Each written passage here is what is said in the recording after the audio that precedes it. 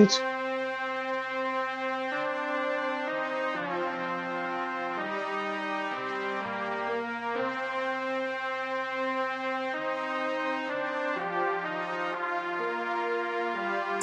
Four sides of the ring, four sides of the ring.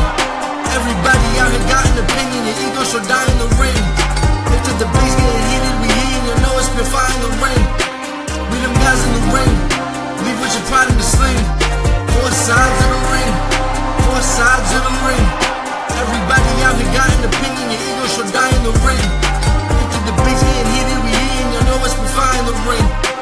We them guys in the ring, leave with your pride in the sling. Four sides of the ring.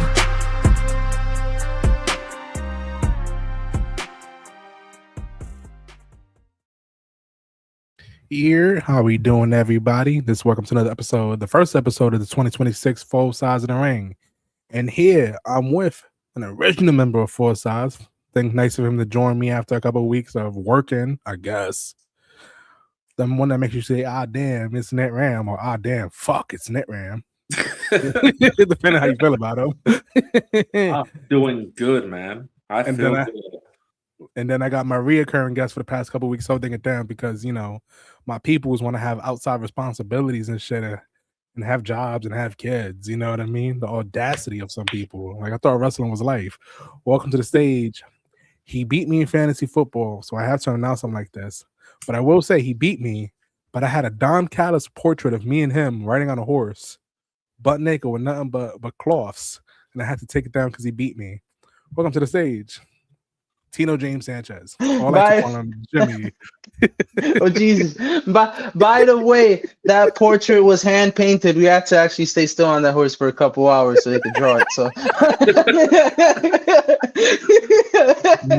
no chasing. But honestly, guys, seriously, I told you guys before we went live, man, it's really dope being here. Especially to kick off the year. I'm a big fan. Glad to be here. Even brought out the collar shirt because it's a big deal. So you know what I'm saying? Let's do it. Let's do it. I don't think I'll ever be on this podcast with a collar shirt. If I ever do, it's sorry for help. I'm just always like cautious about what I wear. That one time I wore an AW shirt and then TikTok ate me alive.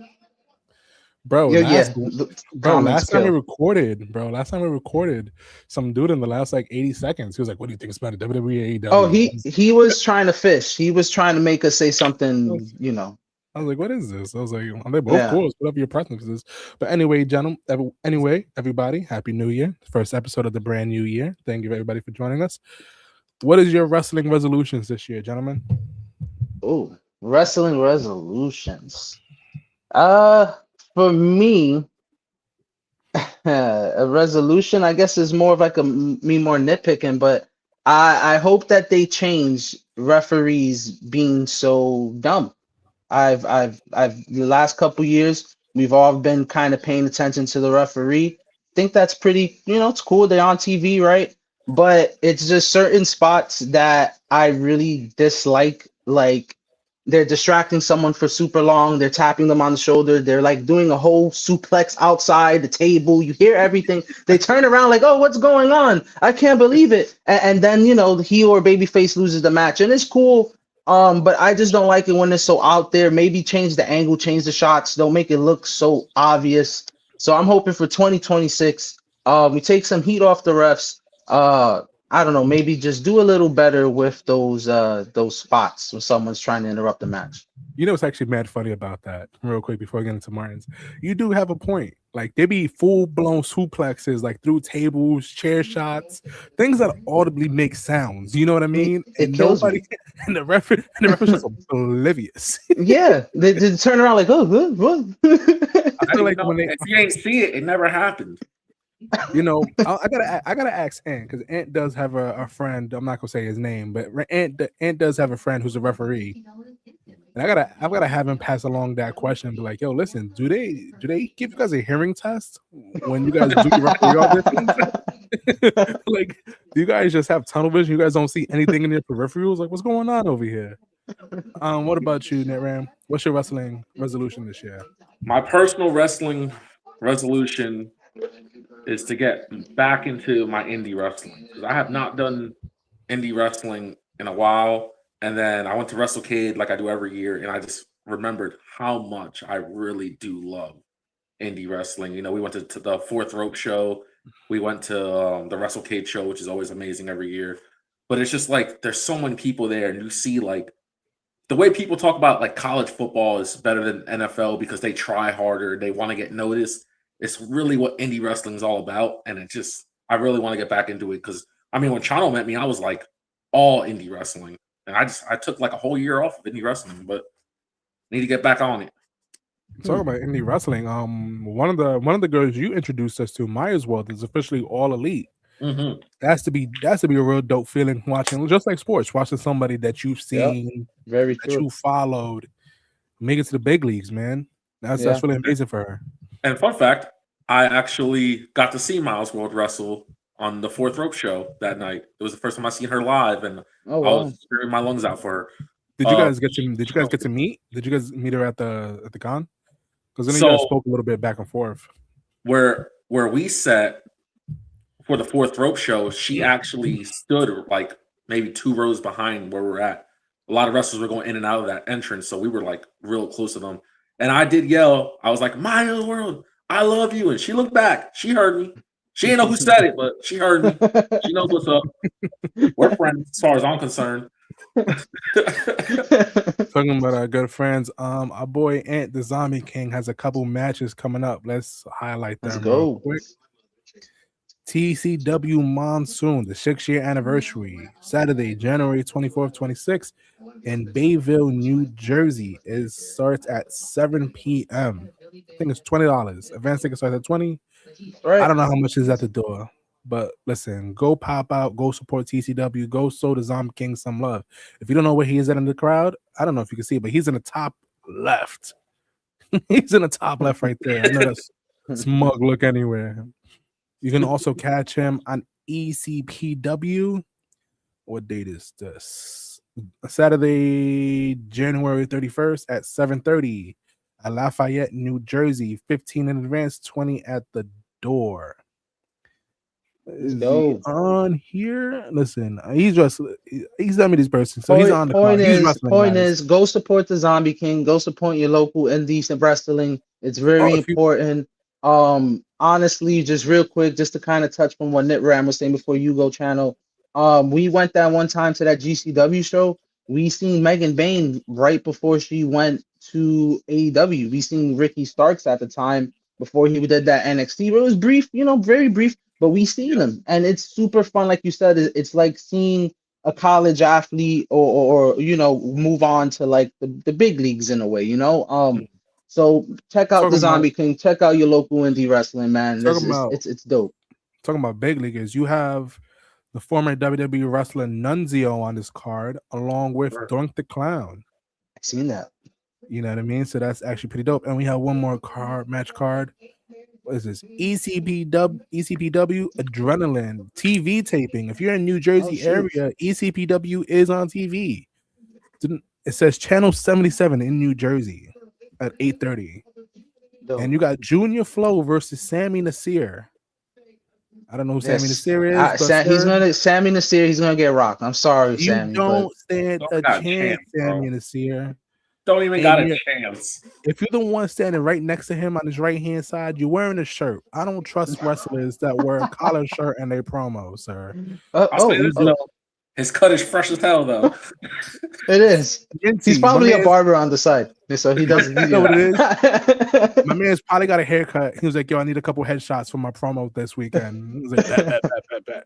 That is going to be in Ridgefield Park, New Jersey, on Friday, January 9th. Oh, tomorrow. Listen, go see Junior Flow. Go beat up Sammy Nasir. If you go to this ECPW tape, tag me, and I'll personally pay for your bucket of beer. Look at that. All right. Look at that. This is tomorrow. Ridgefield, New Jersey.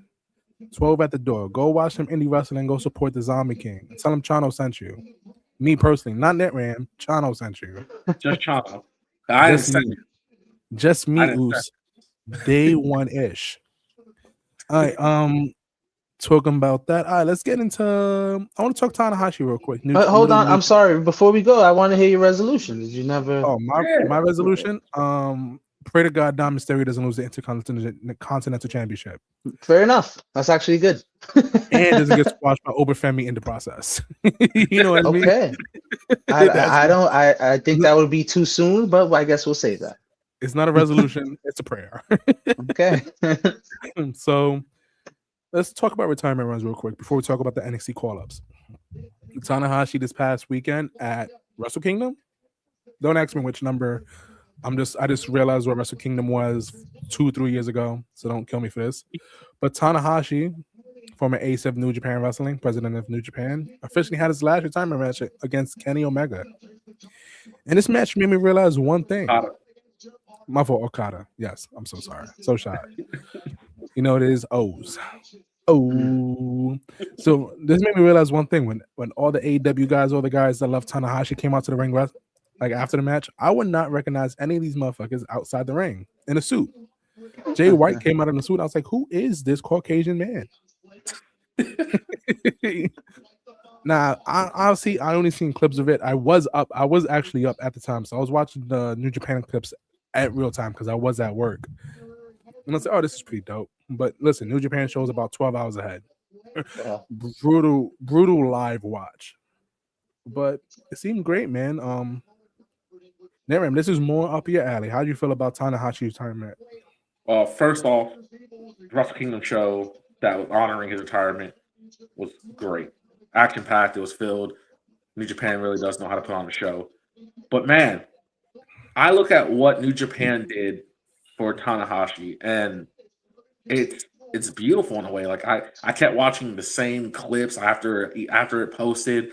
It's just the way that they honored him just showed like we love everything you did for us, and we want you to know that whether you want it or not, we're doing your 10 gong salute.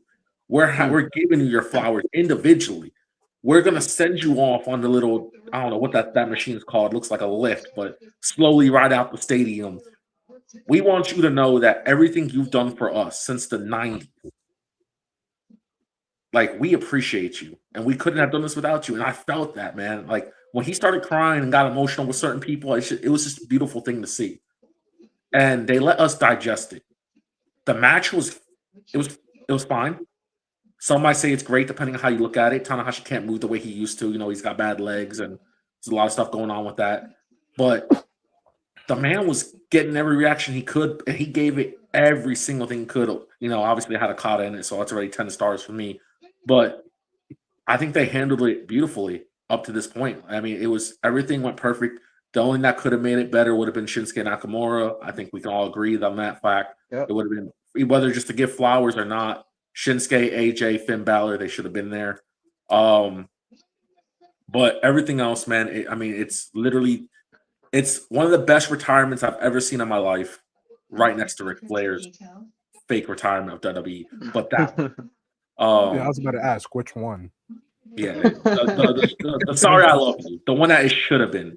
Yeah, that Sorry I Love You one is beautiful. Oh, it's so perfect at the moment. So the thing with Shinsuke, they were talking about it. Meltzer was talking about it, that they booked Shinsuke for a 4-minute segment on SmackDown so he couldn't fly over there. Do you actually believe that H is that petty? Yes. I believe it's one of those things where the story is that Shinsuke asked for his release so he can work New Japan. They agreed. It was a handshaking agreement. They got word he might work AEW dates in the Crossfire. They said he can work under a WWE contract, and then everything just went toxic from there. But to not allow them, I understand not being part of the match. I get that. I understand 100%, but not being allowed to be there to hand the man his flowers, and you know what I'm saying? It sucks, man. Because to me, there's certain people who are bigger than wrestling, and I say this all the time. John Cena's bigger than wrestling. Tanahashi's bigger than wrestling. I always say when Ric Flair dies, people understand that he's bigger than wrestling. There's just people that are bigger than wrestling, and Tanahashi is someone who's bigger than wrestling. Everyone should have sucked up their pride and just not allowed this to happen. If I may say so, just a couple things real quick. I just in my opinion, I don't think it was Triple H being petty. I don't really have a reason to back that up, but I really don't think Triple H would be that petty. Like it seems like since he kind of took over, he kind of lets a lot of leeway. I actually think WWE is going to become kind of like a revolving door kind of business. You're going to see a lot of guys come in and out. I think Andrade is kind of just the first of it. Um, Besides that, I didn't really have too many thoughts on that subject per se. I did want to speak a little on Tanahashi's retirement. I will be honest, I'm not too familiar. I'm not gonna sit here and say that, I'm an expert on knowing him. But from what I do know of him is he's stuck with New Japan, as Nitram said, since the 90s. He's basically like the Sting of New Japan. Through all the ups and downs that company had, he stood there. Um, and it's just a kudos to how great he is. Besides him being a great pro wrestler, me and Chano actually got to see him live, I believe, at Full Gear a couple years ago. Was it? I Was that believe so. Yeah, I believe I remember seeing him. Yeah, I believe Yeah. we were Forbidden Door versus John Moxley. it was one of those matches, bro, but I remember seeing him because he's the ace. He comes out like, opens up his eye kind of thing. And besides him being a good pro wrestler, he also was an entertainer. He found kind of a gimmick, and he was great in the ring. That's really all I have to say about Tanahashi, because again, I don't think I'm qualified enough to speak too much on him, but shout out to him. He's obviously had a big influence on a lot of wrestlers that we are currently watching. And he is basically like the OG strong style pro wrestler. I mean, he's just seems to be this just a legend in his own right. But to kind of speak to say, Triple H was kind of being petty, I don't think that's the case. If it was, that is bullshit, But I do think Triple H understands that pro wrestling is bigger than just one company. It's just so big. It's so mainstream now. It's not. It's no more of a closeted, interest. Everyone talks about it. Everyone. It's the now. But yeah, that's just kind of my opinion on that. My fault. I'm looking up the match card because I hope I'm not wrong, but I believe we did see. Fought MJF at one of them for sure, because it was a decent match. So the Forbidden Door 2024, it was Nato versus John Moxley. I'm trying to figure out because we went to a couple of AEWs. We went to two Full Gears. He was in the All-Star Trios match. He was with the Acclaimed. Yeah, I remember seeing him. I remember because he was too busy trying to scissor me the whole entire match. How we doing, Mike? Look at these beautiful sons of guns. I love that guy. What's up, Mike? So what's going on, Mike? Never, in your opinion, who has a better retirement run? I will stand 10 toes down on this. They fumbled John Cena's retirement run. It honestly hurts me a little bit. Tanahashi had a better retirement run. I was well aware that he was going to retire. I was well locked in. They didn't try to do nothing crazy with it. It was all just beautiful honors to him. And then the final, they would say, people, you could mess everything up. People always remember how you left them. And they left me feeling like it was beautiful. It was a beautiful thing. And I think that it generally is the second greatest retirement I've ever seen in wrestling. Yeah, I'm not going to hold you. I feel, I don't really care much for Cena's retirement anymore, only because that's mine. However, listen, wonderful career. Thank you for the memories. Thank you for. Hope you enjoy retirement. Listen, and I hope Tanahashi and Shinsuke, they can wrestle one last time in the backyard. You know what I mean? In their own personal dojo in front of their students, and that could be both of their last match. You know what I mean? It's kind of crazy that like contracts and all these wrestling beats between AEW and WWE stop these wrestlers from doing more things. Yeah. You know what I mean? Because WWE's, they branched out more. They do AJPW over there in Japan. They had Omos over there. And Omos was thriving in Japan. Tavion too, he got his name up over there. Yep. Bro, it happens. It definitely does happen. But listen, that is two legends retiring. And now we on to the future. Let's talk about these NXT Call Ups. Let's talk about it. NXT is depleted. The women's division will still be strong, but you have it is now your main women, Lola Vice, Jada Parker, JC Jane. What's her name? Kiana Gray. Kendall Gray. Kendall Gray. Nasty. Yeah, filthy. she's good. Yeah. Now you have these new staples of the women's division. It's kind of like, where does this leave Thea Hale? Jordan Grace. I think Thea's getting called up too. Ooh, No, Jordan got called up. I think this is an open spot for. I may pronounce her name wrong. Zakaria. Zaria. This has to be for Zaria. It was so much hype for her when they signed her. I'm not too sure. But Zaria, to me, this has to be the opportunity for her. There was so much buzz when she was coming in with all that free agency that NXT was getting. She hasn't, at least to me, she hasn't really done much. At least since I've been watching NXT, and I watch NXT every Tuesday. So I think this got to be her push for the women's division. Like you guys just said, NXT is depleted. Someone has to step up. I love Lola, love JC. I love that whole women's roster, to be real with you guys, but it has to be her. I don't want to cut you off here. Not that I don't agree. I think Zaria is somebody that will step up. But I think if we say for NXT it's someone's time, then it is Miss Parker's time. Because I agree with you. I'm so tired of her getting these opportunities like she's not one of the best on NXT and coming up short. It is Miss Parker's time. Throw the strap on her. Let her show what she can do for these other women as she makes them look great.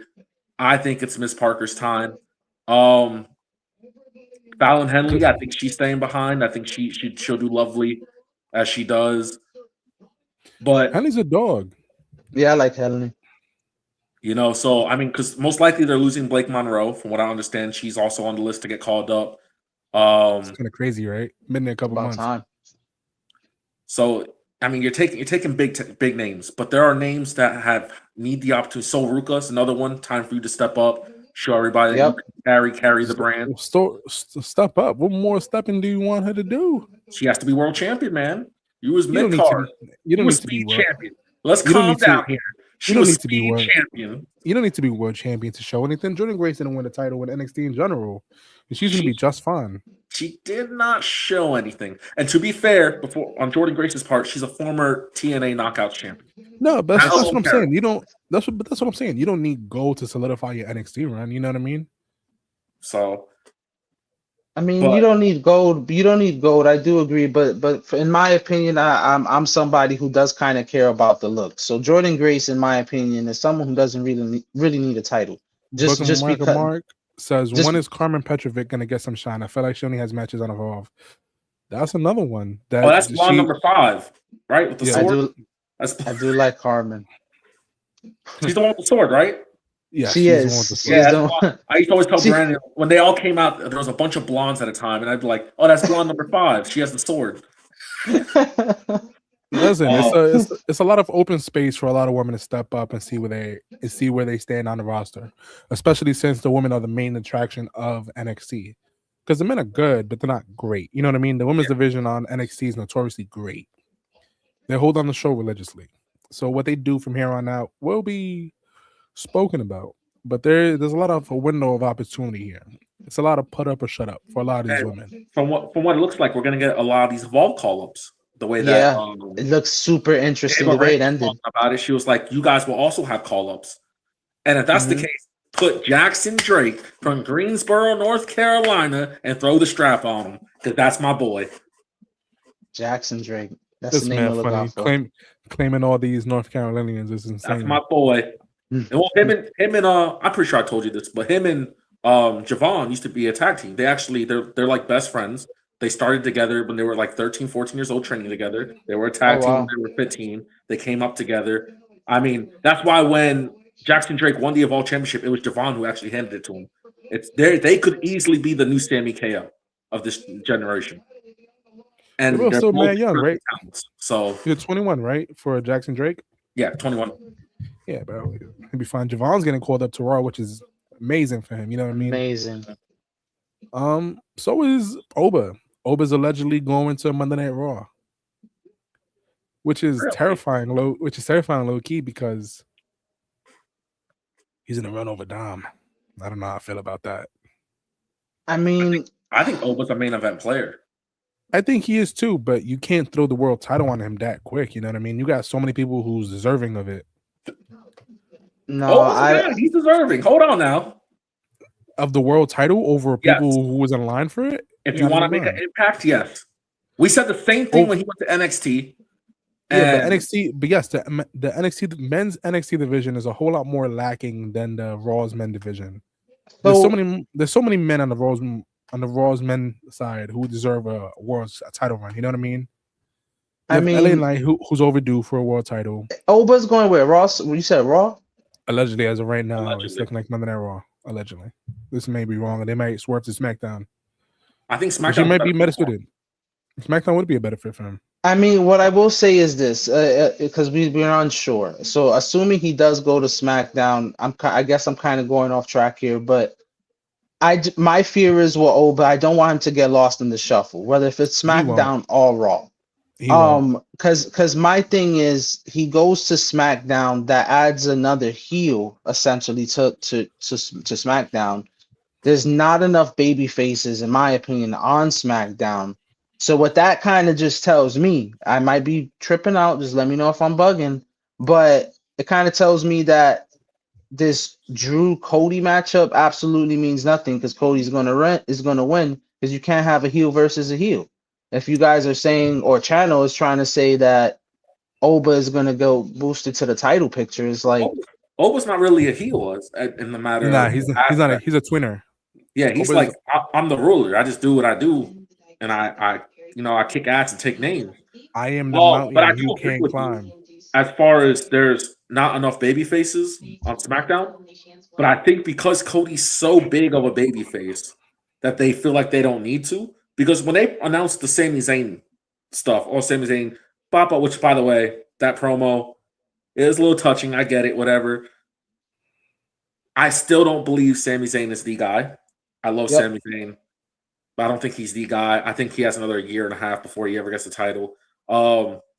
But everyone aiming at Cody at this point, good or bad, I think is a good storyline because it goes back to what Punk was telling Cody when he said, you got this strap now, but when all your friends turn your back, you're going to realize you have nobody. And that's pretty much what's happening. Cody's realizing, like, I don't have friends at this point because everybody wants to fight me. And I think if you bring Oba in, that's a perfect example of, well, Cody beat everyone on SmackDown, but now it's like they're against him because they keep throwing these new faces. You got Trick Williams who came in. And confession time, I think Trick Williams is a fucking star. My boy came into SmackDown like a damn star. Listen, I freaking love Trick. The way he pulled up on SmackDown, you could throw him in any era in wrestling, and he would have looked the part. Like, Trick is gonna kill. He came in and just turned all my doubts about him. I don't care if he can wrestle or not. The main roster doesn't care about wrestling skills now at this point. Trick Williams came in there and bodied that promo. I mean, bodied it. He told Sami Zayn, he goes, "Oh, you're mad because I'm not gonna sit around on 20 years on the Indies and then cry that I never got my shot." Yes, Trick, speak your shit. You Trick Willie, former TNA champion, former NXT champion, former North American champion, Trick Willie. I think Trick Williams 2026 is gonna be incredible. I think they see the star potential in him. And putting him on SmackDown presented him as a star. I think generally I was wrong about Trick Williams. Until he wrestles his first match, and then we'll see what happens. Yeah, Trick Willie is all presentation. You know what I mean? He looks the part. The man dresses the part. You know what I mean? The all white fur. Not bad wrestling. He's not too bad in the ring. It's not about being too bad in the ring. It's about when two things don't match. You know what I mean? He has incredible presentation, incredible presence, right? Such an incredible presence. Like, he made Sammy look small. Like, compared to Sami Zayn, Trick Williams looked like a main eventer. I mean, most people make Sammy look small. Sammy's always the underdog type of guy. No, but I'm talking about it like, but Sammy's in-ring matches his presentation. Scrappy underdog. Trick's presentation is crazy. His presentation is of a star. all white fur, all white leather pants, all white lemon pepper stuffers. You know what I mean? And then for that bell to ring, there's a disconnect because his presentation doesn't match his in ring. And that's the problem. That's the problem with Trick. He's looks the part of a world champion. You know what I mean? You could put the strap on him, and if he never wrestles a match, you'd be like, that guy is a goddamn star. But luckily for him, on SmackDown they have the Open, the United States Open, where they wrestle weekly and they do it. And it looks like they're gonna play hot potato with the United States Championship for a little while. I believe Mello Hayes is gonna hold it for like maybe a month or two, drop it to the next person, so on and so forth, and everybody's gonna get their chance with the strap. But if you put Oba on SmackDown, you run the risk of losing it because they're gonna give Oba the Gunther treatment. You know what I mean? He's gonna run everybody over, and he's gonna hold the strap for like 200-300 days. Close to it. It's gonna be close to that year mark. Because Oba Femi, once again, Oba is also all presentation. And Oba has the best thing about Oba, he's a big man, right? Big man moveset is incredibly simple and looks great as a big man. So he doesn't need all that flair and pop. Big man moveset with his presentation, it will take him far. Go ahead, finish your thought. So it's like Oba's gonna run through SmackDown. Oba might run through Raw. You know what I mean? It's another Gunther situation. You're looking at 3 years. Oba Femi's the world champion. As for the Cody Rhodes situation, listen, every feud that Cody Rhodes is in is not worth it because we know how the story ends. You think Cody's gonna lose the belt so close to WrestleMania? And I hope I'm wrong. And Drew McIntyre wins the. I do too, man. I'm gonna be honest, man. I love Drew. I'm gonna be honest. I'm gonna sound like a hater. I'm not big on Cody. But I'm tired of this feud with Drew and Cody. It feels like it's been 3-4 years.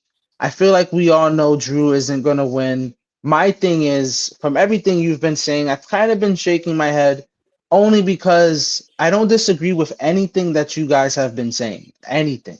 The only reason why I've kind of been shaking my head is just like there's just two names that come to mind throughout all these call ups, all our scenarios we're trying to paint. Is one is Drew finally going to get his flowers. He's still in his prime. We all know this. Amazing promo, amazing in the ring. You just said great look, great in the ring. He needs the strap at this point. At this point, he does. Like we could argue, he doesn't need it, but to me, he does. He's always wrestling for it and losing. What's the point of these packages we've been getting? Like I could care less for the Drew and Cody match. Another thing that I've been thinking as well is, and again, you may come at me a little bit, Channel, being our resident ageist here, but when is Randy Orton going to get a strap? I'm still eager to see, and this, again, I'm still eager to see the Randy Orton Cody Rhodes feud. I'm eager to see Randy turn heel, go against Cody. There's a lot of heat and a lot of history that they could have. When Drew tore up the picture of Cody, I thought that was a nice little feud thing they had going on. But I feel like if it was Randy in that case, it would have meant way more. I don't know, man. I know I'm kind of going with older talent, guys who don't need any pushes, any titles, especially Randy. But it's just something I would like to see before it's too late. You know, everyone's getting up there in age. Everyone who's getting called up is going to get their time. But to kind of say, I don't know, these guys are kind of just going to run through the roster, to me is just kind of like I wouldn't really like that. It's like getting pushed down my throat. I feel like let me gradually see what these guys are about. Pause. No pause on that. Well, I'm just gonna go ahead and say it too. Also, I think it's the reason why Drew is not getting the strap is simply because the reason why I think Oba's going to SmackDown is because he has reason to attack Drew during this match. Drew messed up his opportunity to shine on Cody Rhodes on that Saturday on the John Cena Goodbye show on the Saturday Night Main Event. And I feel like he's going to play a big part in this Cody match. It'll be his call to SmackDown. That will be his first program, and I think Drew will lay on his back for over 7. I don't know. I don't know about that. He already I don't. I don't. he already did. Hey. And to add to the fact that I think Drew doesn't need the title. I think his character is that he needs the title, and that's the only reason why it works. Because when he has the title, it's kind of like, what is his character then? Because Drew's whole character is, I should be and I need to be champion. And when he got it, they took it so quick from him that he was like, no, I need, that's who I need to be. That's all Drew is. No, listen, his character is fine. I think the more frustrating part about the feud is that Cody doesn't have any believable challengers in a sense where you don't really see him losing the straps to anybody he's faced. At WrestleMania, we kind of seen it happening because it was Cena's retirement run. If we didn't know it was Cena's retirement run, there was no chance in hell Cena was beating Cody at WrestleMania. You know what I mean? It's just not believable challengers. Which is why I was just saying, and I would think the eventual Randy Orton turn would mean so much. I think that's a believable feud. Yes, it's a believable feud because they have history, but it's not a feud that needs a title. It's a feud that you can tell without the gold. You can tell the story that Randy and Cody, they have a one-on-one match. Cody beats Randy clean. Randy realizes he doesn't have that juice no more as a good guy. And then he does the turn, and then he costs Cody the championship. But that's a matter of, we know when Cody's going to lose a championship. It's going to be at WrestleMania. To Roman. Cody, yeah, probably to Roman. Whoever, probably, most likely Roman. Roman's winning the Rumble. You heard it here first. So that's the thing. Either I think Braun Breaker would win the Rumble. To be honest, I think Braun is WWE can't run that mistake again. It's the same thing when Jey Uso lost to Gunther, then won the Rumble to run it back. You know what I mean? At that point, I think Elimination Chambers in Chicago, Braun will win there. Challenge CM Punk. That's not bad. But listen, by then, Seth will be back. Supposedly. He'll be clear before Mania. That's my gut feeling. He'll be clear before Mania, and he'll cost Braun the title. So then, you know what I mean? You have Roman winning the Rumble is nice, but Cody's losing the title 2 ways. Cody's either going to lose the title at WrestleMania, or he's going to lose in via Money in the Bank cash in. Those are the only 2 things that's going to happen. That's how Cody would lose at Mania before a fucking Money in the Bank cash in, bro. Like, the Money in the Bank cash in is plausible. It's plausible. It depends who wins that, because honestly, that I don't. He's too. No. You gotta think about it. Cody has a bloody match, has a very hard match against whoever, right? And he barely made it out with the triple crossroads. Somebody's theme comes down. He hits Cody with the briefcase. Hits the finisher. Cody kicks out at 2.99.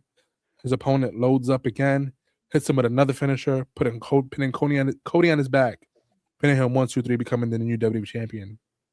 The Money in the Bank story is a tale old as time. The Money in the Bank is a perfect way to win the title from super babyface champions who can't be beat. It's one of the bro. It's one of the only ways that it happens. Cody's only lost clean once.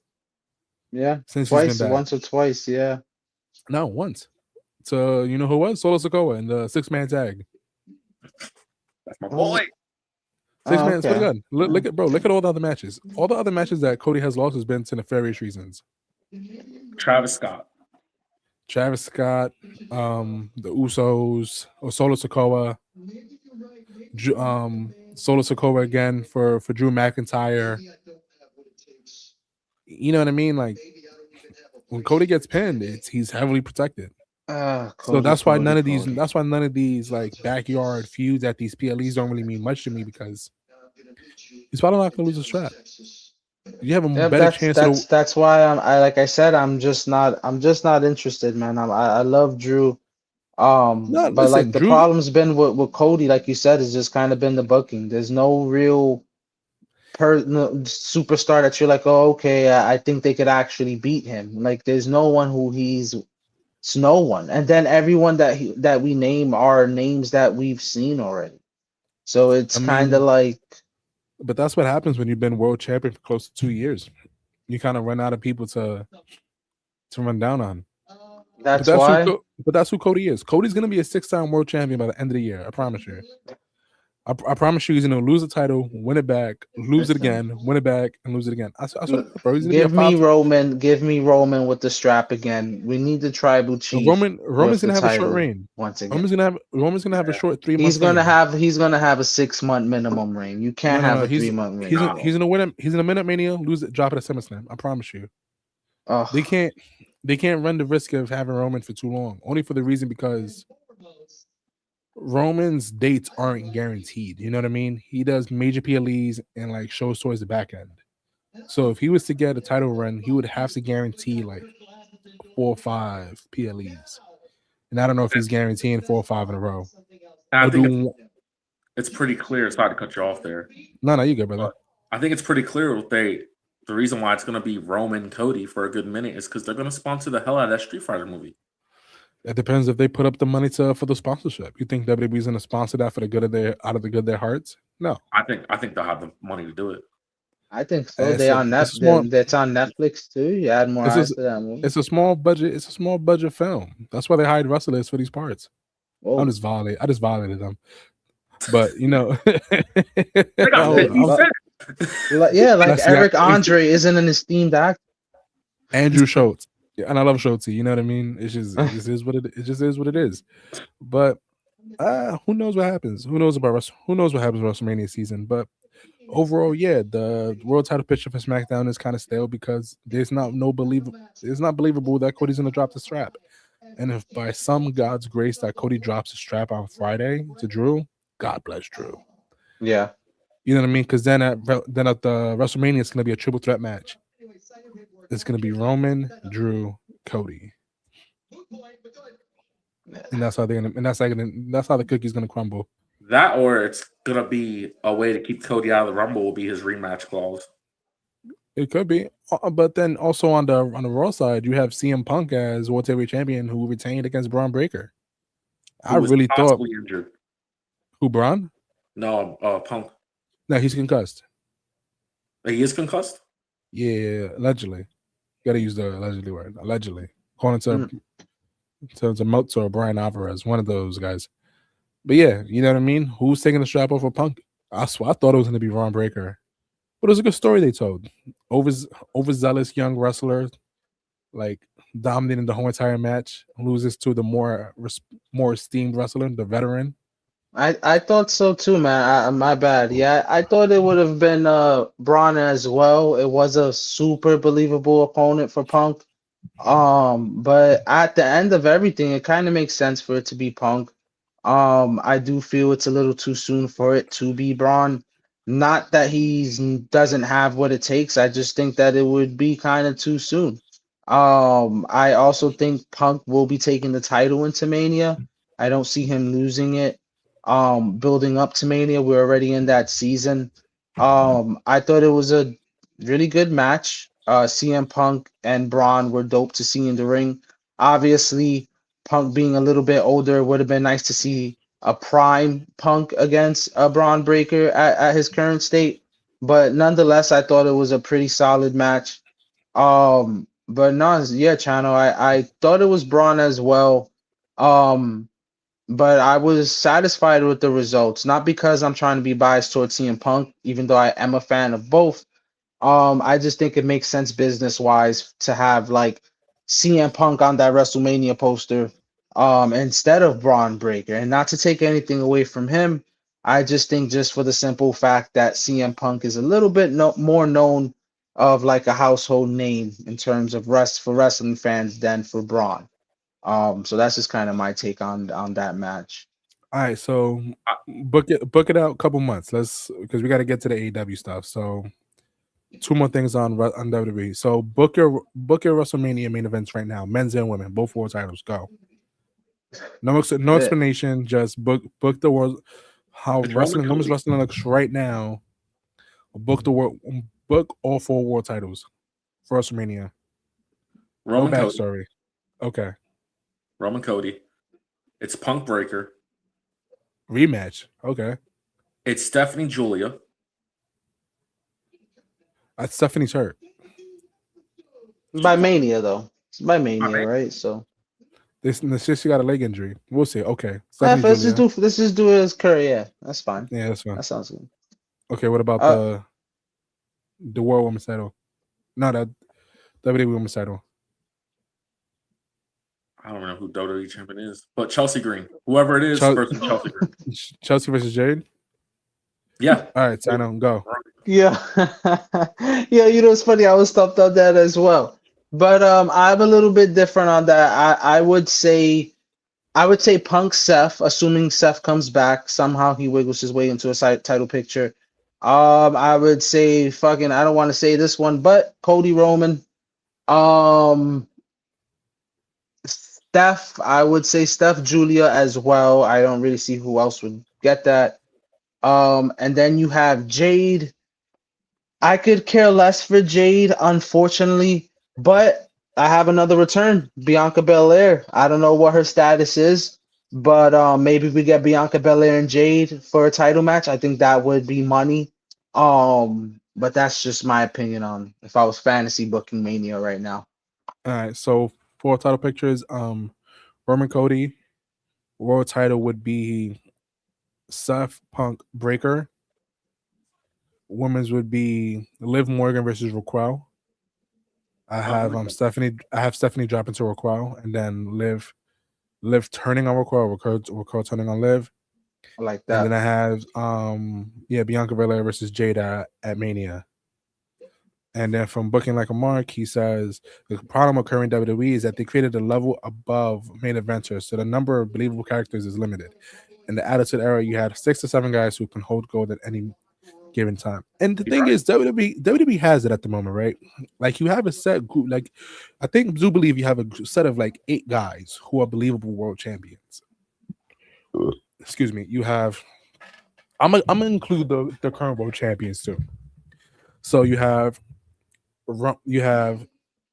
Jesus Christ, Cody Rhodes, CM Punk, Roman Reigns, Drew McIntyre, Braun Breaker. I believe he's a believable world champion caliber kind of guy. LA Knight. I can see LA Knight as world champion. He's a believable world champion.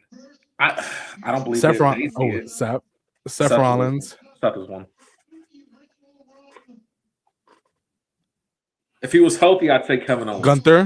Jesus Gunther, Christ. I was about to say. I forgot about Gunther. I forgot about Gunther completely. Gunther. KO. Not healthy at the moment. I'm trying to do like healthy guys at the moment. Randy. He could turn it on at any given moment. I'm gonna get executed for this because I know I'm missing somebody. But those are my 9 believable guys who can win the title at any given moment, right?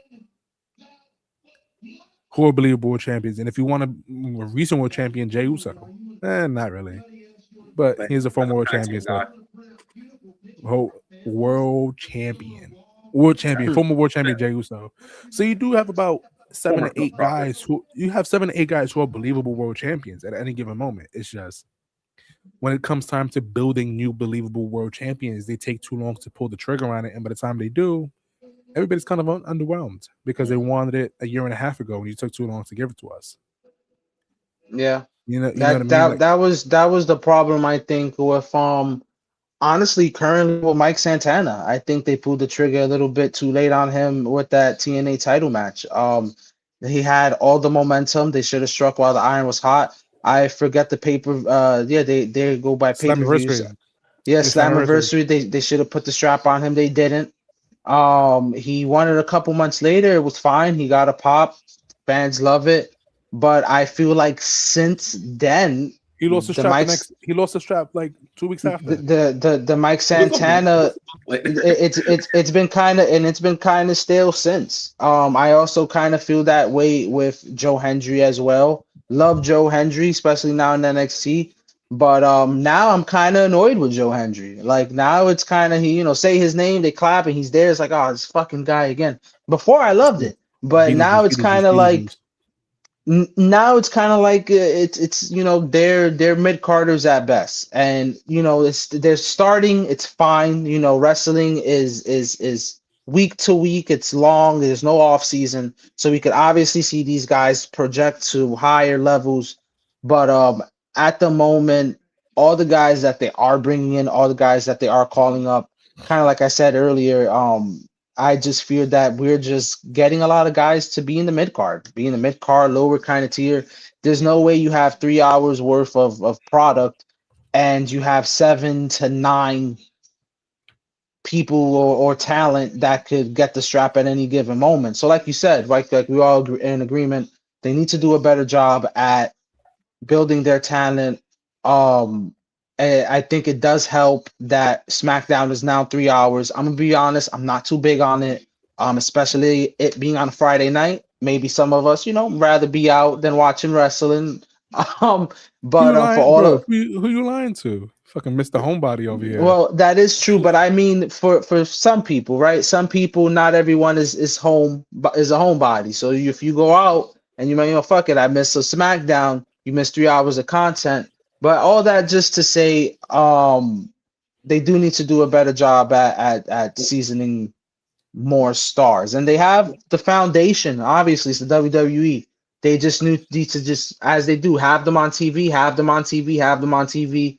We get familiar. Next thing you know, we either rooting for them or booing against them. So that's Well, see Mello what had a happens. Mello had an interview recently, and they asked him about the whole entire process, and he admitted it. He was like, sometimes listen, this is me paraphrasing it. This is verbatim. He was like, yeah, sometimes I question the booking, but I spoke to Paul Heyman. Paul Heyman said, yeah, you're batting 1,000, but the problem is you're batting eighth. Mm. And at that point, he understood it, and then he understood that he needed more time to build a little more connection. But when it happened, and he won the United States Championship, he felt like it was all worth it. But Well, it I is think frustrating. But it is frustrating to watch. You know what I mean? Like, because the Santana and Joe Henry thing is a big example that Bully Ray takes way too long to pull the trigger. You know what I mean? When it comes to cooking perfect moments to win the title, his cookies and cake is always better. Oh, you talking about a Dreamer? The Dream is the booker. Dreamer is one of the guys who yeah, that does guy's the great. booking there. Yeah. Oh man, listen. He be frying everything, but And listen, that's it's just wrestling. You know what I mean? Same thing with LA Knight. LA Knight should have been WWE World Champion already. nah. He should have. He should listen. Nah. I'm not hating on LA Knight. LA Knight is a Listen, playoff bro. riser. Listen, He bro. is a bro. He is a hooper, bro. Give Bro. I'm him telling. he leave No, no, him. no, no, no, Listen, bro. Leave him with the U.S. title over there. no, no, no, Give no, him no, a no, no, tag no, team belt. no, Give bro. no, it. He, Give bro, him. well, bro. probably more than well deserved. He is a baller, bro. I'm telling you, go into an LA Knight match for the open mind during a PLE, and you will walk away with something. I will say he That steps it that up during big. I will say bro, big he matches. He steps is it up. a That is true. playoff riser. He's a That is baller, true. bro. He should have been world champion already. I promise you, he should have been world champion already. But it's just the nature of wrestling. And listen, at the end of the day, bookers are human too. Yeah, but they get it wrong a lot of the times. That's Let's breeze through SmackDown. Julia beat Chelsea Green for the United States Women's Championship again. I feel like Chelsea's about to be in the main event picture Hmm. because Yeah. Chelsea's a superstar, man, and she doesn't even need gold to actually go along to prove it. Like you said, Sammy wants to be world champion again. My man's lost the United States Championship. You know what I mean? But oh well, live your truth, King. Trick Willie on the brand. Mellow Love Hayes Trick. violating the Miz. Cody's doing Cody shit. Drew's being Drew. Um, Jade is being Jade, I guess. Just absolute powerhouse. Just kind of just there, being an absolute badass. I will say earlier, I kind of said, Oh, you know how I told you presentation doesn't always match in ring, and when that happens, there's a very huge disconnect. are we talking about Jade? Yes, Jade Cargill is a huge example of presentation and in ring do not match, One and then thousand nowhere percent. Hmm. and bro, and What? that's 1000%. But what I will say, the look is amazing. Like Yeah, no, as long as she nobody's saying tunes nah. up, no, yeah, but as long as she tunes some stuff up, it would be great. It is cool seeing her on TV. You know, again, that familiarity. But you know, if she's not gonna be wrestling every week as world champion, at least have some promos, show that she's more of a badass, other than saying I'm that bitch. That was dope the first time she said it, kind of a mic drop, and now she's kind of just every week kind of saying the same thing.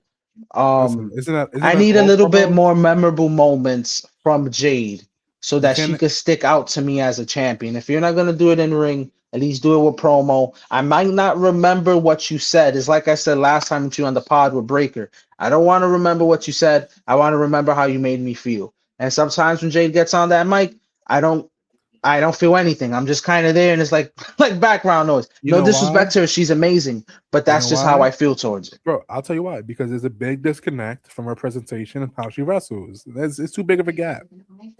Booking like a Mark says Chano was 100% correct on LA Knight. He's a big match player and would have been a multiple time world champion in a different area. Bro, 100%. bro, Yeah, that 1,000%. is true. Bro, I'm a big LA Knight hater. I promise you I am. But that man is a playoff riser. He's just simply incredible. But yeah, man, Jade is a perfect example of presentation does not match in ring or promo skills. But just based on pure look alone, she is world champ. She is world champion material. Amazing look. Let's touch a little AE Dub. Two-time AEW world champion MJF, two-time transitional champion Samoa Joe. Jeez.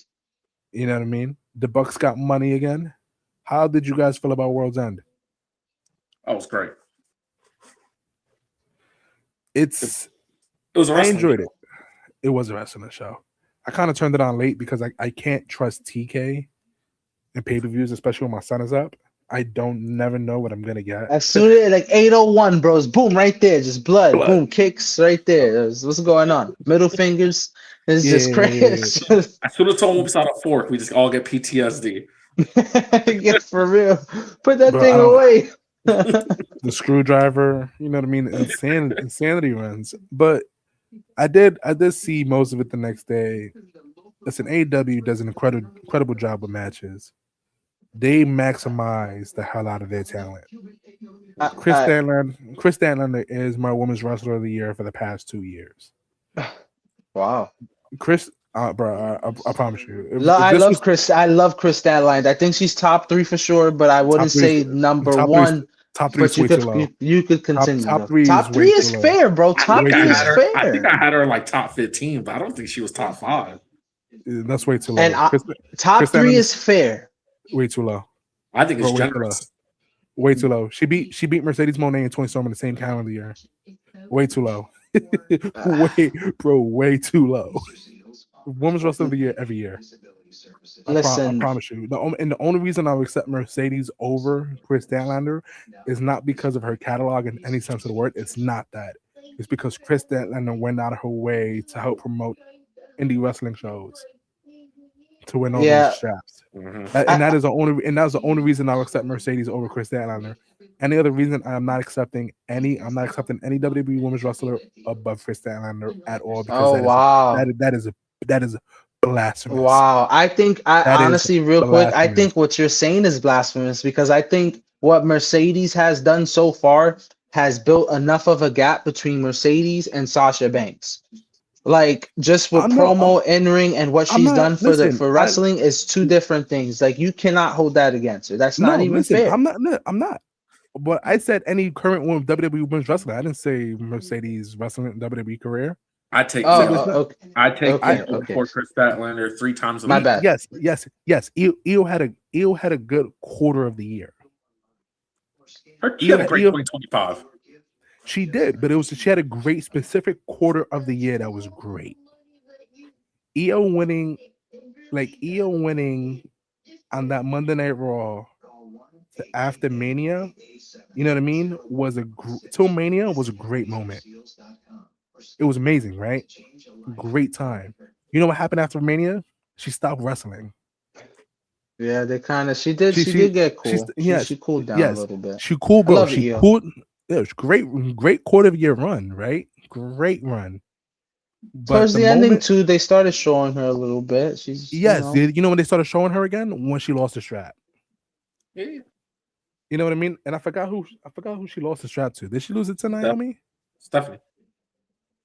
No, she didn't lose to Stephanie. She lost it to Naomi. Money in the bank cash in that Evolution. Yes, because they had a banger match, Mhm. and then they did that ending. Yeah, you're right. She lost it then, and then she lost the rematch at She lost the rematch lost at the Call Up match. at SummerSlam, and then she started wrestling on TV again. So Io had a great quarter of the year from the moment she won it until WrestleMania, and then she had a great match against Rhea at Evolution, and then after that it was just like stagnant. But yes, Io had a great Io had a good 2025. I'm not taking that away from Io at all. She had a good 2025. Chris Stanley had a great 2025. But do we understand that she beat what's old girl's name with the orange hair? She beat Jamie Hayter, Mercedes Moné, and Timeless Toni Storm in the same calendar year, bro. Like who has that? She's the only wrestler to have beaten Mercedes and Toni Storm in AEW in general. You know what I mean? That Like, would be the other name I put above her. Is Timeless Toni Storm had an amazing 2025, and arguably her title win only matters because it was against Toni Storm. And I'll tell you what, I have Toni Storm fatigue. Wow, I can never get Toni Storm fatigue. I love Toni. I appreciate Toni Storm a little bit more now because it's timeless. You cannot have Toni Storm fatigue if it's timeless. It doesn't make any sense. What you're saying makes no sense. I just debunked what you said. That's it. No, you know how it's fresh? It is fresher now though because she's no longer the world champion. So whatever she's doing now is more fresh than what she was doing before. Yeah, and it's a great look, but I'm not gonna hold you. Chris has had an amazing last 2 years. I want to ask you guys this real quick because I feel like we kind of just went off the rails just a little bit. I wanted to touch on World's End and the Jon Moxley matches real quick. We were gonna go back. I just needed you guys to stop being delusional and stop sitting on Chris Stanley. Wow. So you went down that rabbit hole just to listen. That's fine. All I wanted to say real quick though, about World's End is I guess I kind of wanted to get your guys' take because I love Mox, always fucked with him. But I feel like this is again back to that word disconnect for me with what's kind of going on with the Death Riders, right? We've hated them for the last 2-3 years. Now all of a sudden Moxie's like a tweener, more towards babyface. He's getting some cheers. We love him. The Death Riders is kind of just following suit. I think we're all kind of on the edge of our seats thinking that there's going to be a Death Riders turn.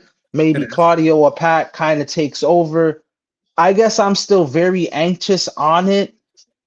Even if they were to turn on Mox this Saturday or Wednesday, whenever this happens, my whole thing is when did he become a babyface? It was just like overnight. He didn't give us a real explanation to why he had the title put away. He didn't give us an explanation to what he did to Bryan Danielson. It's like a lot of missing pieces to the puzzle to me. And again, love Mox, but there's just too many missing. It's not missing. He low key extended off the rep. Go ahead, NetRam. All right, to answer some questions. Okay, the reason why he did everything he did was because he was sick of AEW being gimmick wrestling. That was one of the main things of his whole promo, and he was tired of it. He wanted them to step it up and be real wrestlers, which is why he attacked a lot of gimmick wrestlers. The reason why he turned babyface is because he won the C2, which is a gimmicked wrestling match of it's just wrestling. No interference, no nothing, everything. So he understood that AEW did step up in a sense.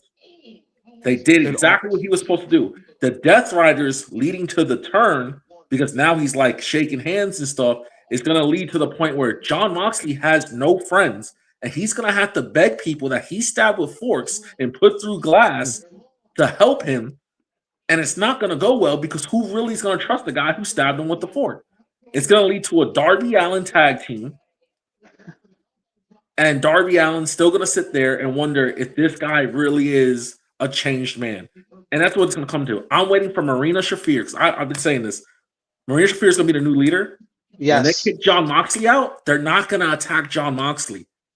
I don't know if you've been paying attention, but they've been showing Renee a lot before these Moxley segments. Yes, they have. Yes, they have. Marino's gonna choke out his wife. That's what they need to do. If they do that, that would put major heat because like you said, they've been showing Renee and they just kind of show him in the background.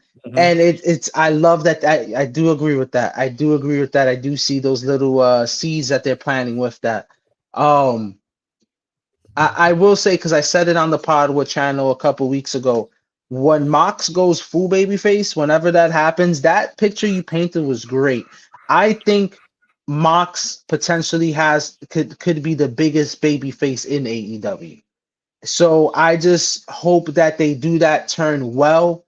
I do believe whenever the Death Riders do turn on Mox, that he should be off of TV for at least a couple of weeks. Even like when he lost the title to Hangman, it was fine, but to have him that next Wednesday in a tag team match against him, it was kind of like, come on, man, this just happened. That man don't take no days off, bro. No days off. No days off.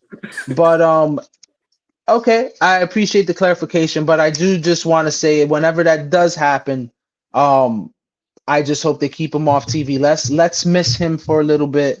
Let him come back, get that pop.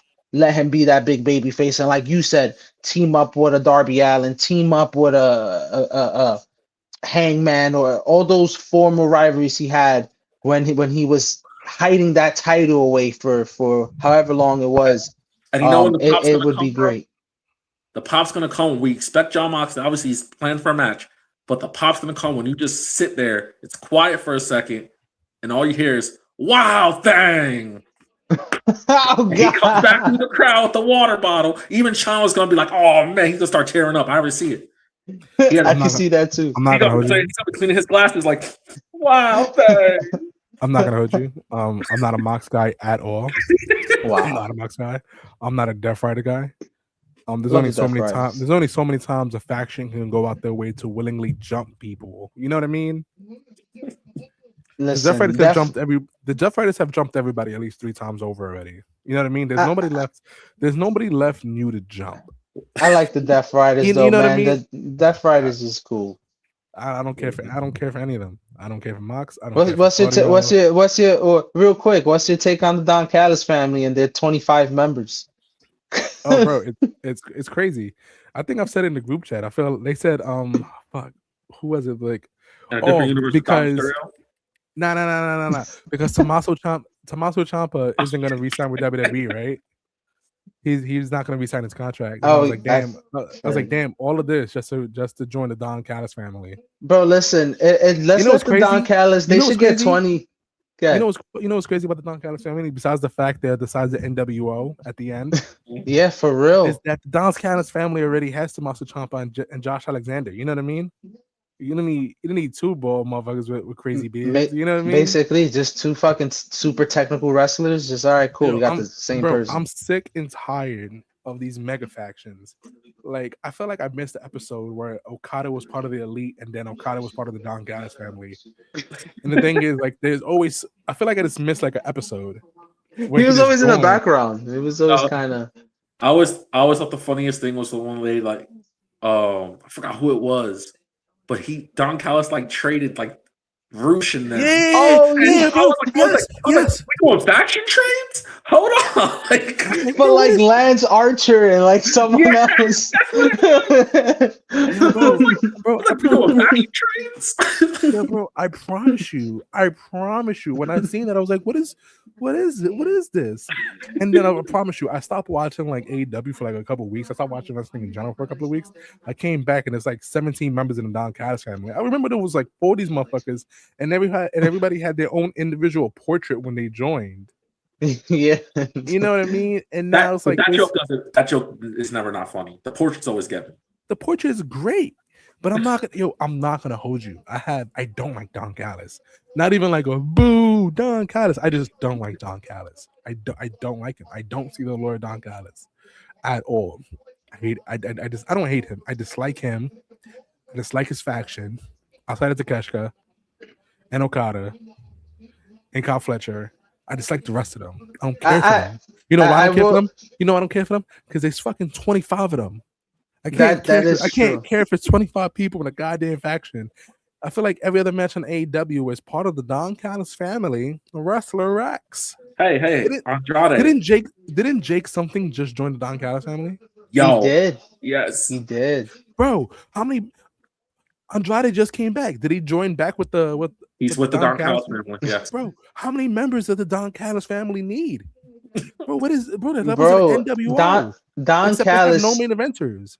Don Callis is trying to, at this point, I guess, trying to branch off and make his own promotion. Like at this point, he just needs a couple of woman wrestlers.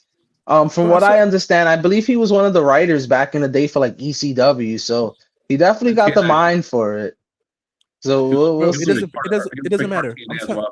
I'm telling you, there's gonna be an episode of Ring of Honor where Don Callis is gonna open the show. He's gonna take out Tony Khan. He's be like, "There is no more Ring of Honor.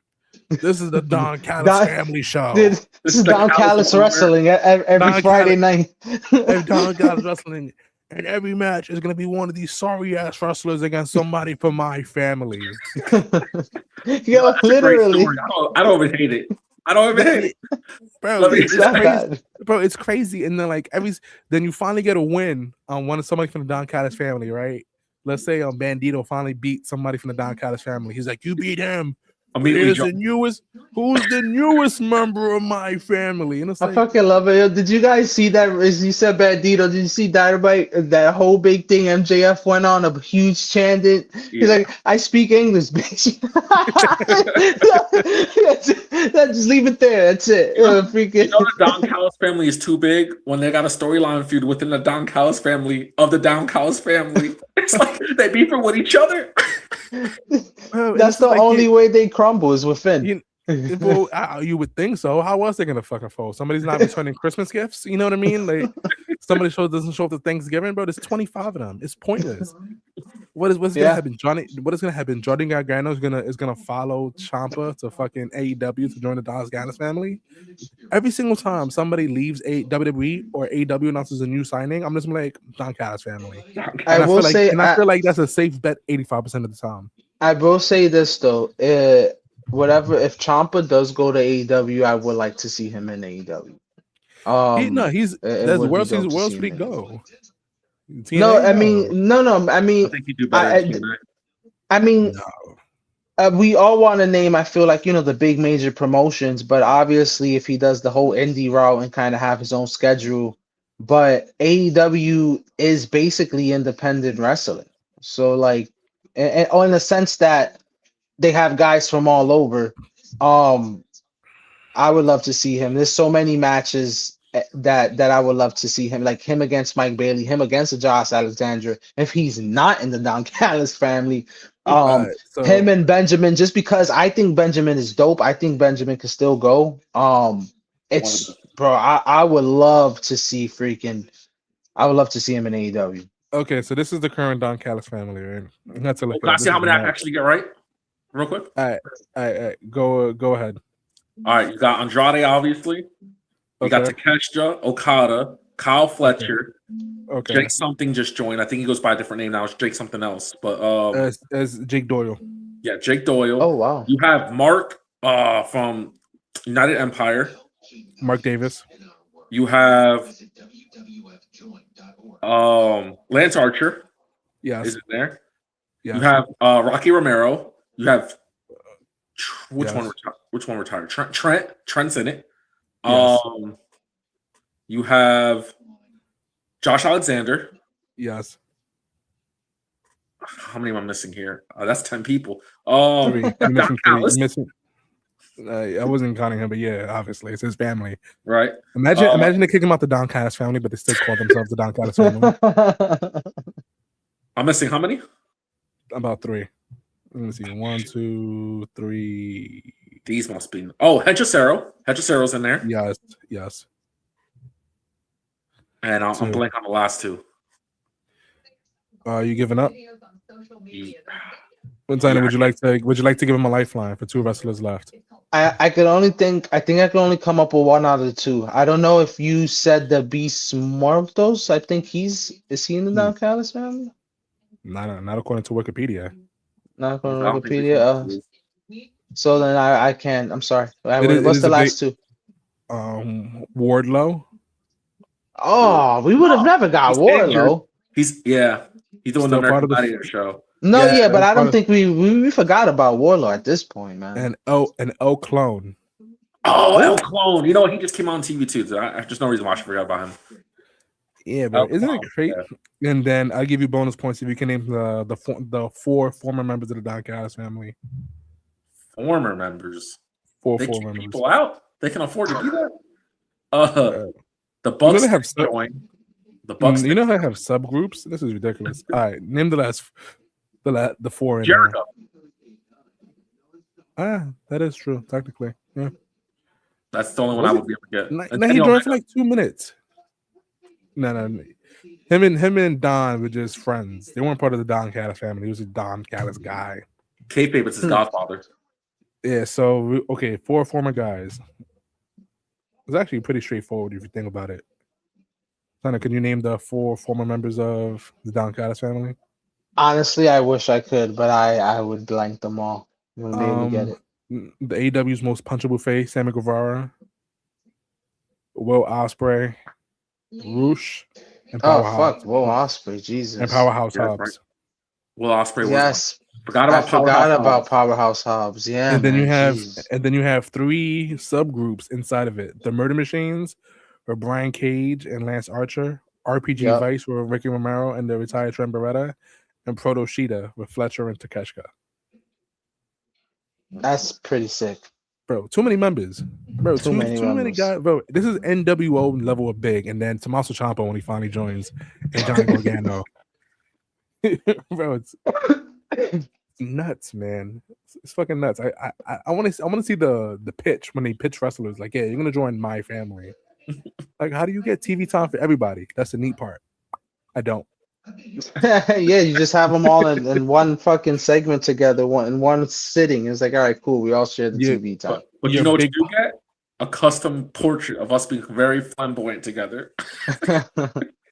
There you go, and it makes it all worth it. It's a family. It's not even. It's not even part of the Join the Don Callis family. It's just part of your AEW bonus. Just like everybody gets one. What else happened at World's End?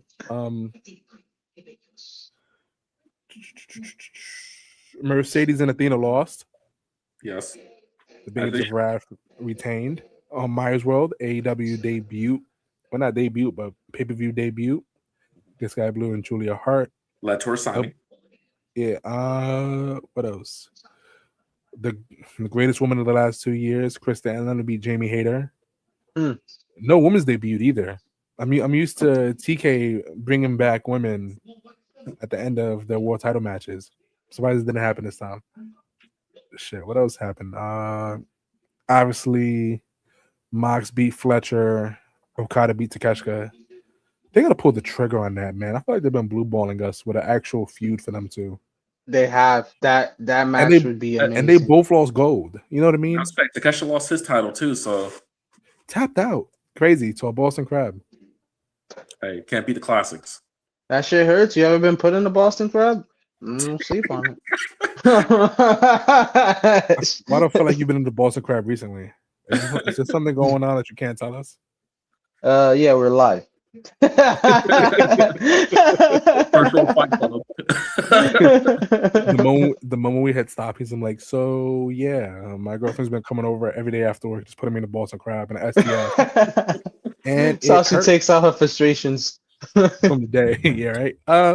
What else? I'll let you guys take the floor. What else we want to bash for and blast for about? You know, I want to. You said Samoa Joe transitional champion, which how you want to look at it. Twice. However you want to look at it, Samoa Joe is a 2-time champion. But I think we were talking earlier about people that could always be champion. I think AEW's done a wonderful job presenting as Samoa Joe as someone who could always win the title.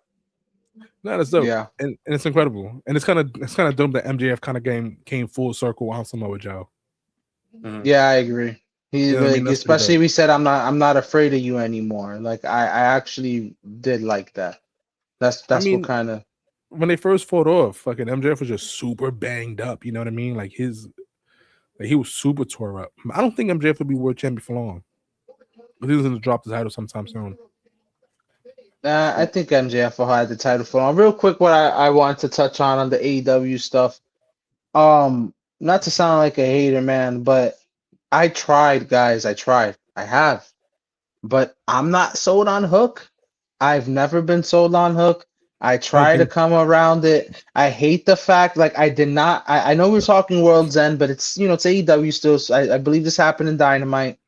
I wasn't too big on the whole ops thing with all the guys coming out of the dojo and Hook just kind of there and like a $140 just like throwing punches and trying to hit suplexes and I just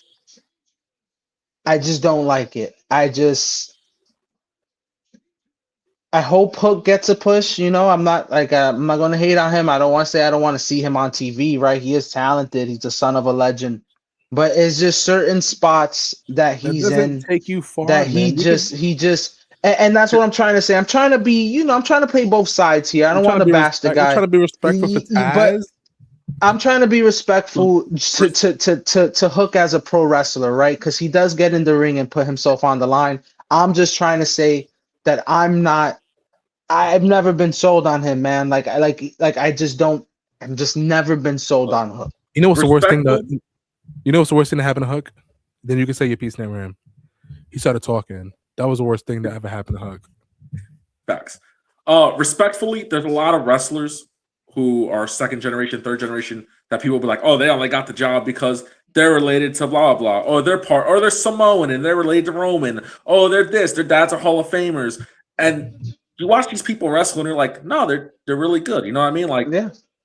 these guys are good. The Guns, oh, they only got the jobs because of their dad. No, the Guns are really good. Solo Sikoa, he got the job because that's Roman's cousin. No, Solo's really good. He is really good. Hook got the job because they wanted his father on commentary. I hate to say it. I tried so hard. No, you're so fine. hard Super raw. to support Hook. Super raw. Yeah. And there was a time where Hook was super over and they dropped He was. the ball. Yes, dropped they the ball on did. him. And the reason why is because they exposed him. They put him in the ring with really good wrestlers, and he was not at this level. And in a company like AEW, you get exposed like that really quickly. And then, like Chano said, he can't even back it up with a promo. I used to give Trick hard time all the time for not being a great wrestler, but Trick can cut a good promo. It blindslides something. You know what I'm saying? Hook had nothing to his advantage, and his look grew stale. Mhm. He's somebody who has a job because they want his father on commentary. You know what's the crazy petty part about it? Is that TK will continue to re-sign him for more and more money just so he doesn't go to WWE. I don't But think WWE want him. I was just about to say the same thing. What would they? It's not a Lexus King situation. You can't revamp this guy. Now you know why? I think it would be the ultimate middle finger if they put him in the NXT training center for like 2 years and he came out actually halfway decent. Listen, man, I will say, could you imagine he's actually halfway decent after 2 years in the training center, go to NXT and he bought not even just great, he just solid. You know what I mean? I mean, look, I will say this in all seriousness, that is possible. I think we all could say WWE has the better performance center. They actually have that. I'm not too sure if AEW has that, if they have any agents. I don't know what their what their situation is backstage, but I do agree with Nitram, man. I don't think they would sign Hook. I think if AEW was to ever not re-sign Hook, I could see Hook in the indie scene before him going to WWE. I'm telling you, bro, he'll be in the train center, bro. I promise you. There's no way, my man. I'm telling you right now, they have signed worse. Oh, 1000%. But to sign him, like again, like in all honesty, man, like you never heard the Trick interview, not the Trick, the Swerve interview after he wrestled on 305 and they had a great match. He's like, yeah, I killed it, and then on Tuesday I'm doing arm drags. Like, mean, but the thing is, though, like in terms of being petty or trying to like block, just sign just to sign. Obviously, they could do whatever they want. But TK does that. He did that with Buddy. He did that with Buddy Matthews, Buddy Murphy. I just don't. The bag. Chill out. No. I'm listen. I'm not shitting on Buddy at all because Buddy's dope. Buddy's amazing. when Buddy's healthy. You know dope. what I mean? Buddy's amazing. But there was a thing that TK, listen, allegedly, that allegedly TK overpaid on Buddy so he wouldn't even entertain a WWE contract. And that's petty. You know what I mean? I mean, but at the same time, though, bro, like in my opinion, again, this is just my opinion. I think that it's too much money to be made for them to do that. People are gonna this talent is gonna make money regardless. Why block business? Like I said earlier, I What do you do mean think block? What do you mean block business, bro? You gotta like think hold about on, it. like I said earlier, I think the WWE is gonna be a revolving door. Like I don't think they're gonna just block talent when they're gonna end up coming anyway. No, WWE is not. No, WWE does not blocking talent. They'll let you. You can leave. It is what it is. Unless like you want to AEW directly and they know it. But however, you know what I mean, bro. They have a training facility. Bro, you don't think Taz has friends inside that PC I'm sure he help does. to raise up to bro, Also- I'm telling you, he'll be signed. He'll be Also, signed. Chano has a point. They'll put him in the PC and they'll do like kind of like they did with Jay Cargill, where they'll stuck on interviews like, well, yeah, we'd love to put her on camera, but clearly the other training place that she was at just didn't teach her anything of value.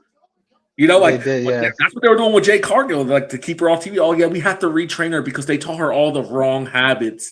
You know what I'm saying? Like they would love to throw shots like that out.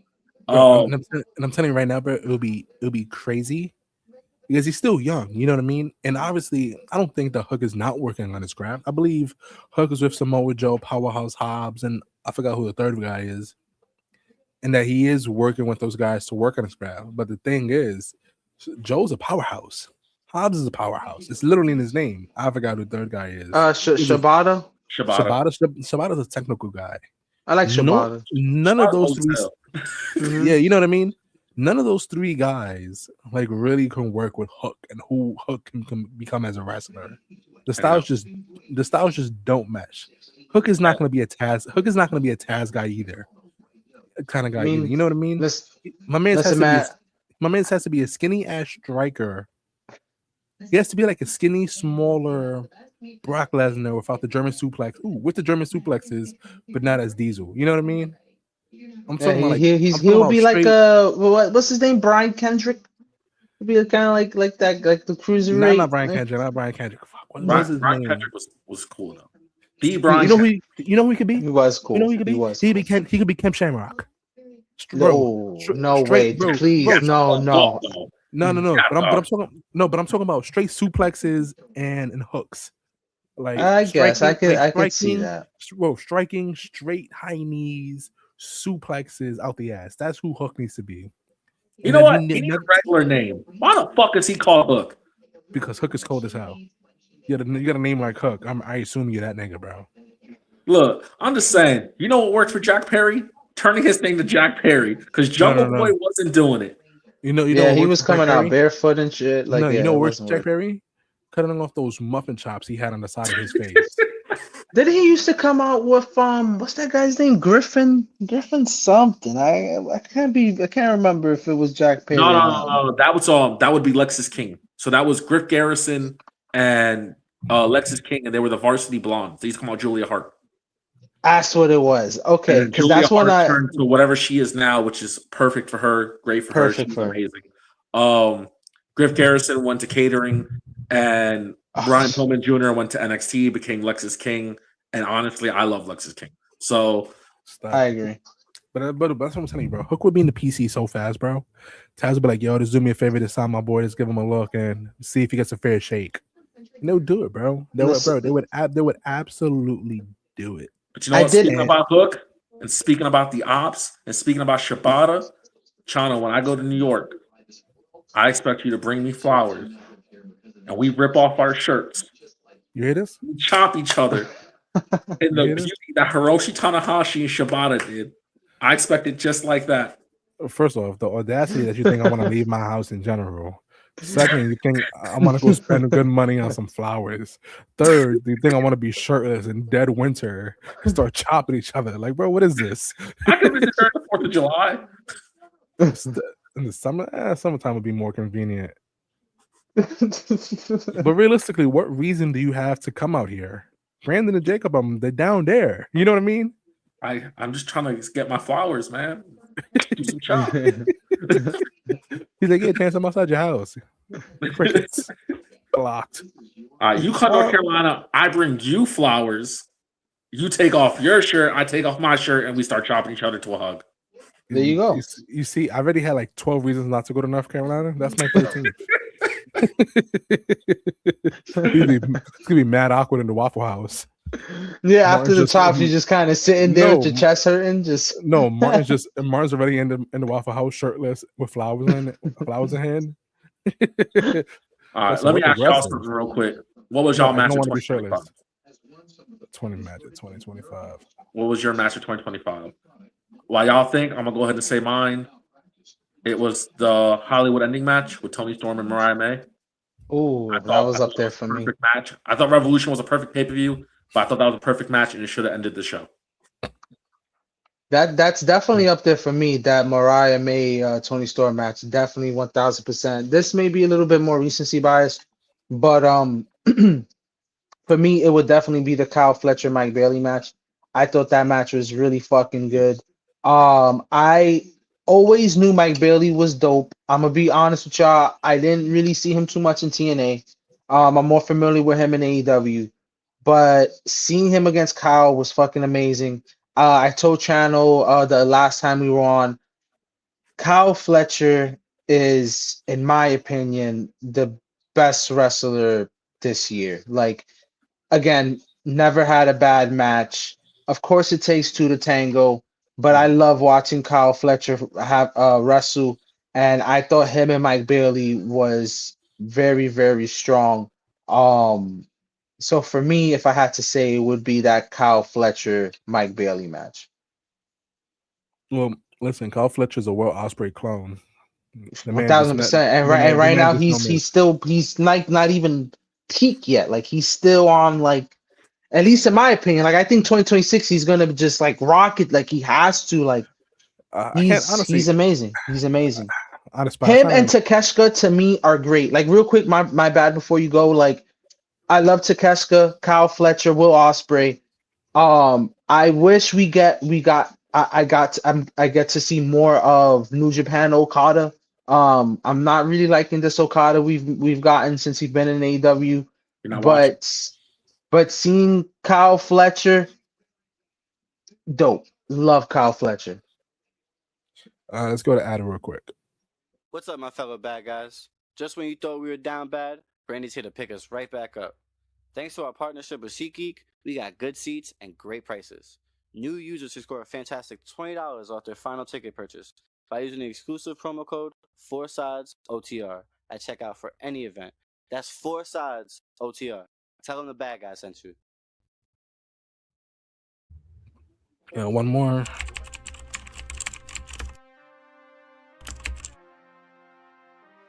Dive into a world where every pinfall, every suplex, and every promo is celebrated in fashion.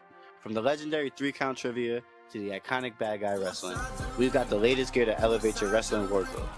Show off your passion for the squared circle. It's not just clothing, it's a lifestyle. Come shop with us and unleash your inner champion at 4sidesofthering.com. That's 4sidesofthering.com.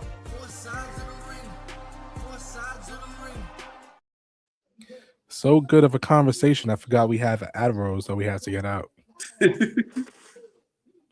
Listen, man, this ain't easy. I think Marcus is back next week. I gave him one more week because he didn't file his paperwork for return. We have a very vigorous HR process over here. It's me. I'm HR. Give him one more week. Knock the cobwebs off his PC and his microphone. Yes, for my match of the year. Wrestling was so sporadic. I think the first match that pops off the top of my head is the Will Swerve versus the Bucks match. I think that was a really good match. I don't know if that's my favorite match of the year, but off the top of my head, that's the only one I can really remember at the moment. Heart said. Nah, it's not the one my heart said. Chano likes the Bucks, everybody. It's 2026. Chano likes the Bucks. All right. So Nirim doesn't exist anymore. Damn, that's how I looked at last time when you did it to me. Knitram doesn't exist. Who is Knitram? Please. Did you learn from your timeout? You learn from your timeout? So Yeah, bad. there we go. The strike of fear, the removal button over here. Chano likes the Young Bucks. There we go. That's so bad, bro. I can't have this blasphemy on the podcast. What is this? All right, guys. Young let's Bucks get is good though.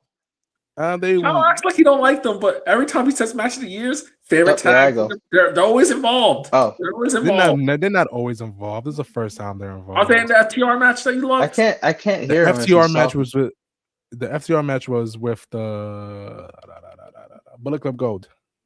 Oh, okay. I can't hear him. Oh, you can't hear Netram? All right, well, this is awkward. Hold up. It's because you hear him now? Can you hear me now? Nope.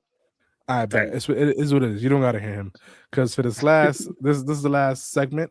Just get your thoughts out on some wrestling. What are some things you look forward to in 2026? Netram, you go first. Start. Yeah, Netram, you go first. What are you looking forward to in 2026? Younger stars becoming I could just megastars. I think we're gonna finally see the next class of megastars. Not just mid-carders, I'm talking about the next people to carry the weight of the pressure of carrying brands on all the shows. TNA's got the TV deal, they need it. AEW is doing it well, and WWE is doing the call-ups. They're doing it well as of right now. I think this is the year where we see what the future holds for every business. I'm looking forward to it. True. Tanner, what are you looking for in 2026 in wrestling? Quick overview on what he said. I didn't catch any of that.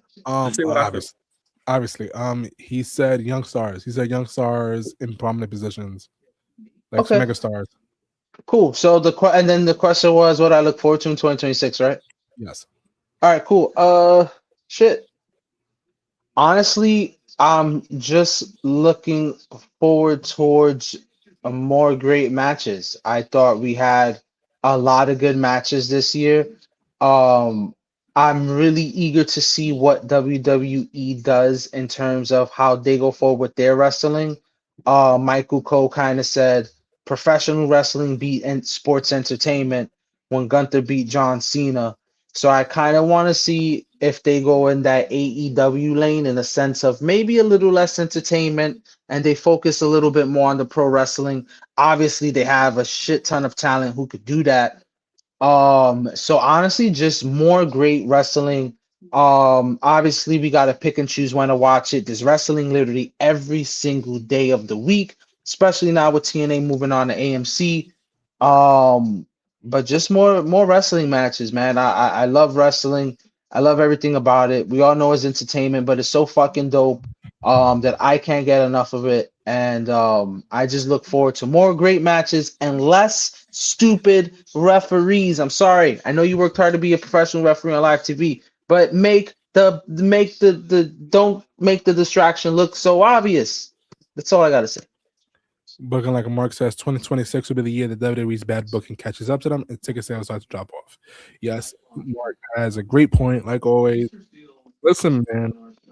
Sorry, Tyler, that would never happen. WWE focusing on great matches. You know why? Because great matches don't, and it does. Unfortunately, that's just the way WWE is set up. And yes, Mark is right. This is the year that WWE ticket sales are going to fall off, and they're going to actually have to come up with good content to get people back in. But listen, and then that situation when ticket sales fall off and people go in struggle mode to get people back, this is when you start getting more things that you want. This is when you get Roman Reigns more alive on TV. This is when you get Cody Rhodes dropping the strap because it's that wow factor. Oh my God, Cody's on the chase again. Will he be able to do it once again? And that's just one of the things. Yeah, listen, the wrestling is best when it's unpredictable. When both your world champions are kind of in a predictable state right now, it kind of makes the product stale. Especially for the women's division, right? But overall, that is our show for today. So, Tano, let the people know where they can find you. All right, so Twitter, Boy Dreams King. Catch me on there, retweeting, posting a couple thoughts on what I feel about wrestling. Dope to be here. First show of the year. Signing off. Net Ram, tell the people. I'm the one that makes you say, "Oh damn!" I'm Nit Ram. You can catch me on Twitter at NITRAM_4SOTR. That's NITRAM_4SOTR. Where I plan on starting to tweet again because I took a big while from tweeting. And it's me, your boy, Chano the God, Chano Hayes, Chano Cena, Chano Rose, Chano whoever you need me to be. Listen, guys, we're gonna have to start off to a good year. We're gonna get the gang back together. You can find me at 4 Sides of the Ring, 4SIDESOTR. No, I'm not giving you my Instagram. I don't want you guys to find me. If you do, I'm not accepting you guys anywhere. My Twitter is Chanko, CHANCKO_. Listen, I just talk next. I'm one of those guys.